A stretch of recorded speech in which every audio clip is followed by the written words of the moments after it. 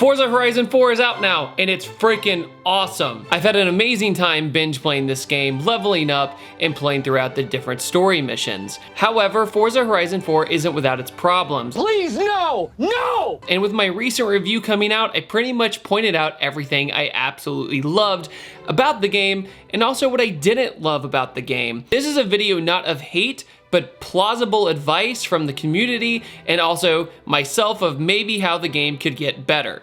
Of course, I'm gonna keep playing this game, but with this list of just 5 things, I really do think the game would be 100% better. Is this gonna be a nitpicky video? You bet. Because constructive criticism is not hate, we are going to just analyze Forza Horizon 4's flaws. Number 1 is a big one. No Toyota and no Mitsubishi. Having licensing rights to a video game or a movie is one of the biggest law nightmares of all time.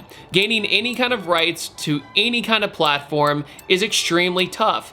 We know that on YouTube when it comes to music. A good comparison is, say, I want to use this copyrighted song.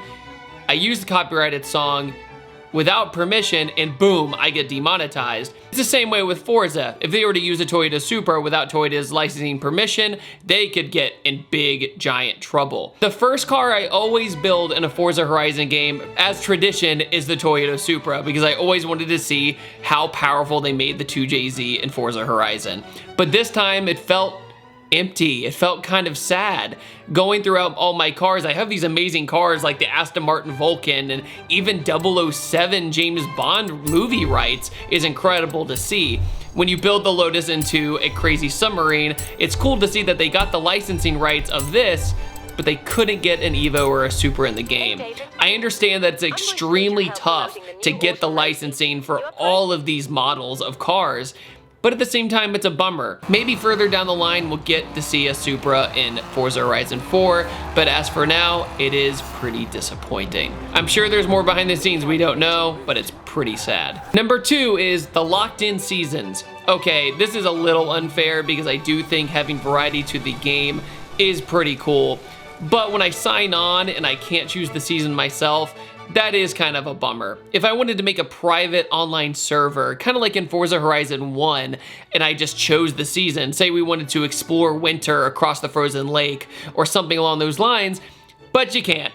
What you get is what you get, and you're stuck with it for 7 days. And I'm wondering if there's a preference over other seasons, if that's gonna reduce player count during a season that isn't favored over another one. For example, I predict that winter is going to be the least played season. I think a lot of people are gonna hop over to a different game, hop on Master Chief Collection, and just kill the time with that 7 days, and then go back to Forza once summer, autumn, or spring is around. This isn't that big of a deal, but I do see the player count going down if we don't have the free-to-play choice. It is cool that there's different challenges and such during each season, so that definitely mixes it up. Number 3 is the wheel spins. Playing Forza Horizon 4's wheel spins is pretty much like going to the Las Vegas Strip and expecting to win something.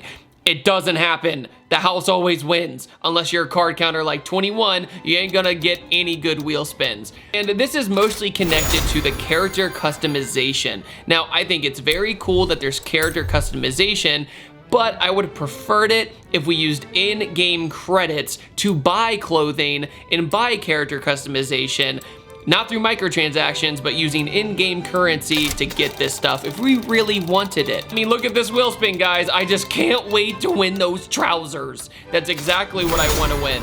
And every time you get close to a good prize, it feels like you're going, and I missed it. Awesome. It's just what I wanted. And I've noticed a lot of the times I win female clothes for a guy character. I know they're not connected in any way in the game, but I don't want to skirt if I'm using a guy. I feel like the wheel spin should be connected to male or female in some way. That way we don't get unnecessary clothing wins. But the wheel spin does not feel satisfying compared to Forza Horizon 3. If I get a wheel spin, I click on it and I legitimately think I'm gonna get some stupid piece of clothing I didn't want. Especially when you get like shoes, you're like, that's totally what I want to do. I just wanted those so bad. Number 4 is the glitches and car sounds. The car sounds are a big debate of Forza Horizon 4. Not all cars kind of sound like their real life counterparts, which is a problem. A lot of the time, samples are used for multiple cars and multiple different engines. I understand they have this ginormous list of cars that they have given to us in this game. Going back to the Toyota and Mitsubishi comment, I'm not gonna say that I'm not thankful for the amount of cars that are in this game. I mean, the selection is just freaking awesome. A big one is the RB26 in the Skyline. I mean, listen to the RB26 in Forza Horizon 1. This thing sounded wicked.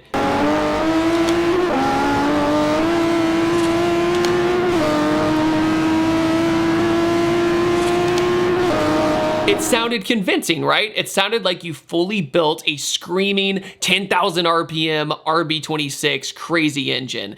When you build the RB26 in this game, it doesn't make as much power, 1, and 2, it just doesn't sound that violent. It doesn't sound like a screaming inline 6. However, if you drive a big single turbo RB26, it's really not that wild unless you fully build it and put cams in it. Here's an example of me driving an R33 Skyline, and here's a sound comparison test.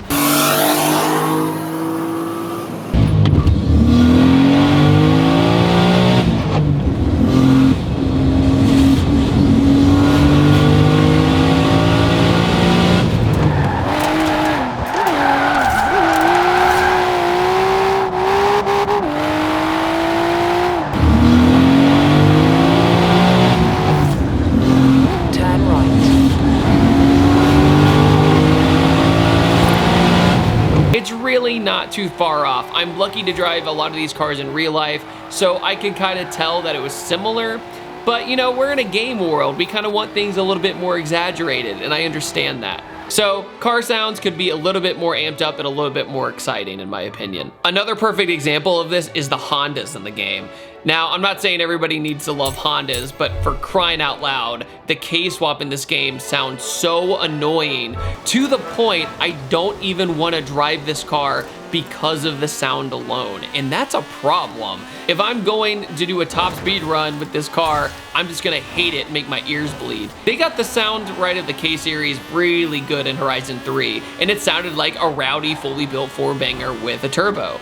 And that's what sounded cool. This sounds like a legitimate fart can or a weed whacker, and that's just sad. Next is kind of a bonus things on the list, so it's not really part of the main list, but I'm gonna have a big focus on the drag racing. I think the drag strips are mediocre in this game. The reason I say this is that having a big giant runway in all the other Horizon games was really handy for tuning top speed in cars, and also your drag races could be like real life half-mile events.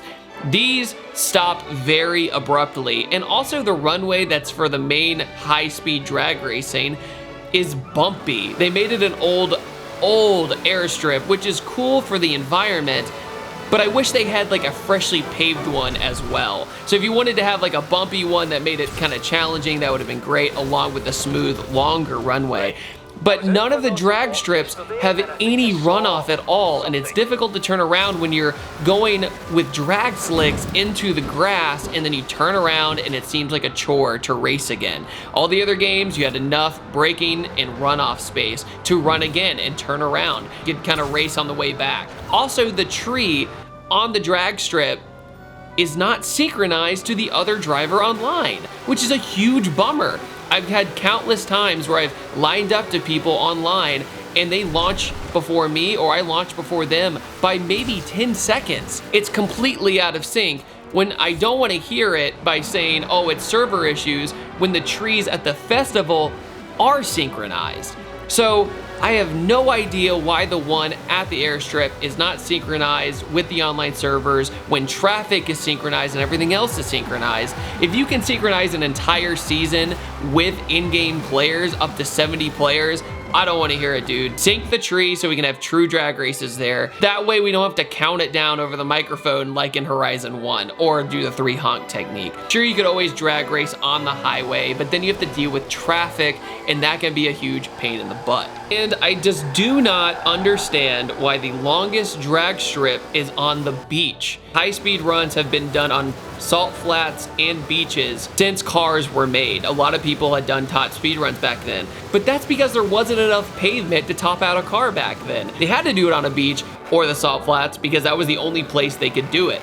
Now people do top speed runs on pavement, or even in Nevada where Koenigsegg did 280 something miles an hour. My point is that it's so promising in Horizon 4 with the drag racing, having the tree, having the lights, having stages, and everybody launching at once is so cool. But then you don't even want to finish the race to full tilt because you run off into the grass and you struggle to get back. Number 5 is the progression and skill set. So back in Horizon 3, you would individually improve your perks using skill points, usually when you're leveling up or doing really cool skills and doing all that. However, with this, you have to individually use your skill points to improve one car at a time. Now, I understand what they're going for. That way, there's a lot more room to improve, and every car feels special. You feel like you're working towards a goal, but it makes you grind way more, and I feel like if you just had the same skill tree as Horizon 3, it would have benefited from it. That way, you can just get all those skills out of the way and really enjoy the game. Side note, when it comes to special skills in the game, it is incredibly unclear that you have to buy a manor in order to fast travel all over the map. I think that's kind of silly because now teleportation of changing your car doesn't have a fee anymore, which is nice, but then you have to get all the fast travel boards plus buying a manor just to fast travel over this giant map. It's great driving to your destination. I love it when you're on a convoy and a cruise with all your friends. I think it's fantastic, but it's so nice to fast travel in this game because you can just get things done. But the fact that I have to pay 2 million credits just to fast travel anywhere in the map is a drag. I'm not a fan. Also, connected to that is buying the houses. Buying the houses seems like it'd be super cool at first, but you can't go inside. They don't really serve a purpose other than getting perks like I just mentioned. You can't even see inside the place. It's kind of one of those things where you're like, wow, look dude, I bought this really cool house. Too bad we can't use it. I know it's a stretch for a Forza game to have a third-person character walk around a house, but hey, it would have been a nice touch and it would have been kind of cool to see something different. Kind of like that Grand Theft Auto vibe where you can buy a house and go inside and invite your friends in. That would have been neat. They can animate stupid freaking emotes, then they can animate somebody to walk around a house and remodel the house inside. But it doesn't feel worth it to buy any of the properties, especially if they don't have any perks whatsoever. Anyways, guys, that's my list of nitpicky things I'm not a fan of in Horizon 4. Also, what advice would you give Turn 10 if you could see them face to face? What would you tell them to improve? And are you gonna keep playing this game? I'm super curious to see. If you'd like to join my Horizon Club, it's called ThatDudeinBlue, and hopefully I see you guys online. I upload every Tuesday, Thursday, and Saturday, and I hope you all have a wonderful day. See you next time. Hey, you, got dirty windows? All the fingerprints. Here, use this. Spray in a microfiber, wipe down your window, make sure not to forget the inside, good to go. If you want to support this channel while also cleaning your car with the best stuff around, make sure to head over to www.pattersoncarcare.com. Made by car dudes, for car dudes.